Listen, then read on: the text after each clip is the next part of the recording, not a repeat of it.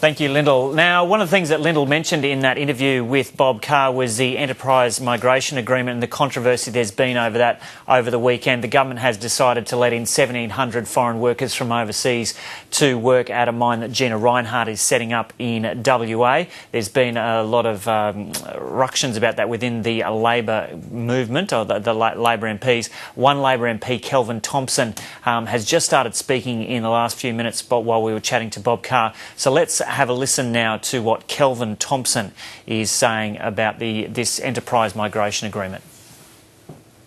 I wanted to talk this morning about enterprise migration agreements.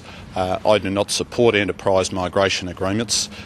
In the first instance, they are a confession of failure in regard to our permanent migrant worker program. Since the mid-1990s, the permanent migrant worker program has been multiplied by more than 5 times. This program is supposed to be meeting the needs of the mining boom. It is not doing that. In fact, more than 50% of the people who come here under the permanent migrant worker program end up in either Sydney or Melbourne competing with unemployed Australians for work. If the permanent migrant worker program was successful, why is it that we turn to temporary migrant worker programs such as this one? The permanent migrant worker program should be properly targeted to meet the kind of needs that are being expressed here. Secondly, if we go down the path of enterprise migration agreements, we will end up with a situation where we have foreign companies using foreign workforces to send our resources in foreign ships to foreign countries for the use and enjoyment of foreign customers. Now, this may be the idea of some people about how we spread the benefits of the mining boom, but it's not my idea. If this is in the national interest, I'll go he for Tiggy. The third issue is that enterprise migration agreements come at the expense of Indigenous Australians. We've seen recently a debate between Andrew Forrest and Gina Rinehart, where Andrew Forrest has said he wants to employ Indigenous Australians on mining projects. Gina Rinehart wants to bring in foreign workers. Andrew Forrest is right, Gina Rinehart is wrong. But if we go down the path of enterprise migration agreements, we'll get the Gina Rinehart outcome at the expense of Indigenous Australians. Under her proposal, we're getting 1,700 migrant workers and 100 Aboriginal jobs. It should be the other way around. Government is responsible for training.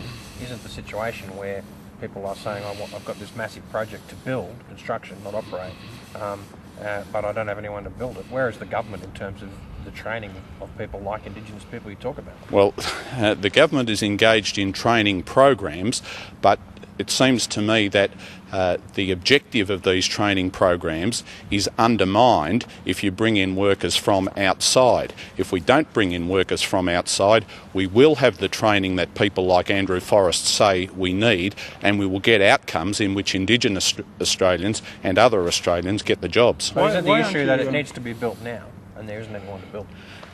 When you say, I'm asking you. Yes. When you say it needs to be built now, I think that this suggests a lack of faith in market forces. If we pay people enough, they will come and these projects will be built. If this takes another year or two, then frankly, so what? These resources have been here for hundreds of thousands of years. All the historical evidence suggests that they will increase in value over time, and that they will be worth more to Australians over time than they are now. I am highly confident that these resources projects will proceed and that Labor resources are there, provided Gina Rinehart and others are prepared to pay people appropriate rates to experience the hardships of the Pilbara, are prepared to engage in training of Indigenous Australians and other Australians so that they can do the jobs that are needed. What should the EMAs and this one in particular? I think that the government should not proceed with enterprise migration agreements.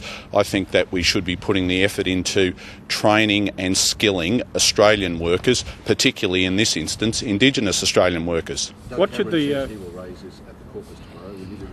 Well, don't canvass what goes on in caucus. It's the chair of caucus who has that privilege. Why doesn't the jobs board... The whole way the government has handled this.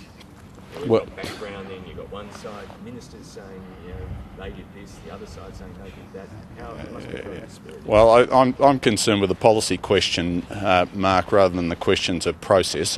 It's been my view for quite some time that both our permanent migrant worker program and our temporary migrant worker programs are too large, and I think that what we're seeing here is effectively a confession of failure, that the permanent migrant worker program is not delivering the outcomes that it's supposed to. It's been said that the Prime Minister insisted on this jobs board as a condition of the EBA. Why aren't you convinced that the Prime Minister's idea of the jobs board will protect Australian workers, will ensure Australian workers are involved? I'm supportive of the idea of the jobs board. Indeed, I mentioned it in a speech in Parliament over a year ago when I talked about issues to do with skilled migration and the fact that the Manufacturing Workers Union had set up their own skills register and were proposing the idea of a jobs board, which I think is a good idea. I'm certainly of the view that it is a good idea.